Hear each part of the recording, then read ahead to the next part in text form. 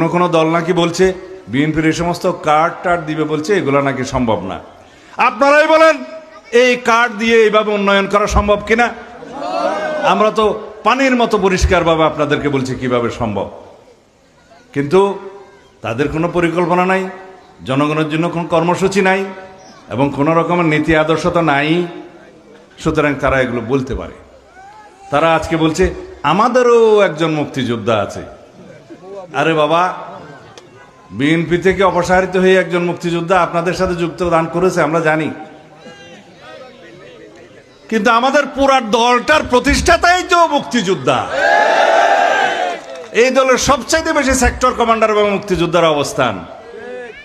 আমাদের দলটাই তো মুক্তিযুদ্ধের সপক্ষের দল, আমাদের দলটাই তো স্বাধীনতার সপক্ষের দল। আমরা এই দেশের মাটি ও মানুষকে ধারণ করেই তো আমরা দলটা করি। সুতরাং কেউ যখন বলে আমাদেরও একটা মুক্তিযুদ্ধ আছে, অতএব আপনাদের কোনো মুক্তিযোদ্ধা ছিল না, এখন নতুন করে একজন যোগদান করিয়েছেন, ভালো।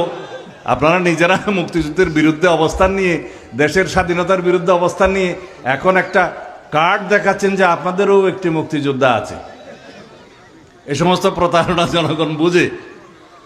যিনি আপনাদের জোটে যোগদান করেছেন তিনি অবশ্যই একজন প্রখ্যাত মুক্তিযোদ্ধা, কিন্তু সাইনবোর্ড দেখানোর জন্য একজন মুক্তিযোদ্ধাকে দলে ভিড়িয়ে এই দেশের মানুষকে প্রতারিত করতে পারবেন না। কারণ আমাদের দলের সবাই মুক্তিযোদ্ধা, আমরা দেশপ্রেমিক, আমরা এই দেশের পক্ষের শক্তি।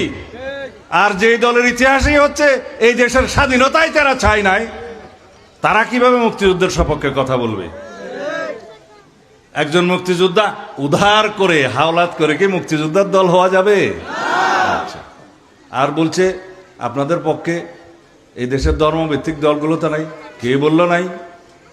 এই দেশের সবচাইতে যারা বড় আলেম ওলামা, এই দেশের আলেম ওলামাদেরকে যারা প্রতিনিধিত্ব করে, তারা সবাই আজকে বাংলাদেশ জামাত ইসলামের এই যে ধর্মীয় বিভ্রান্তির বিপক্ষে তারা অবস্থান নিয়েছে এবং বলছেন, মানুষ সেটা জানে এবং বলছে এরা প্রকৃত ইসলামের অনুসারী তো নয়, তারা ইসলামের ক্ষতি করছে।